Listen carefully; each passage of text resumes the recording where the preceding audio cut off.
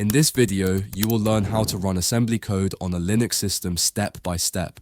First, let's start by updating the system. This makes sure our Linux system has the latest package information and helps prevent issues later on. Now, let's install NASM and Build Essential. NASM is the assembler we'll use to work with assembly language, and Build Essential provides the necessary tools to build and link programs on Linux. Once the installation is complete, let's check the NASM version. This is a quick way to confirm that NASM is installed correctly and ready to use.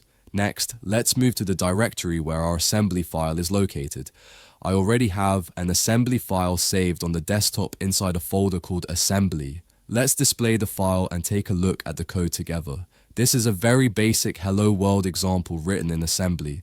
The code defines the entry point of the program, prepares a message, and uses a system call to print that message to the terminal before exiting. Alright, now that we've gone through the code and understand what it does, let's move on to the next step.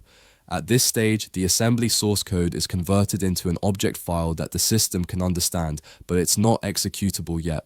After that, let's link the object file. This step creates the final executable file that Linux can actually run. Now, let's run the program. As you can see, the message appears in the terminal, which means our assembly program executed successfully. And that's it. We've gone through the entire process of assembling, linking, and running an assembly program on Linux. If you're interested in Python, I recommend checking out the courses section on the channel. You can watch the Python courses for free.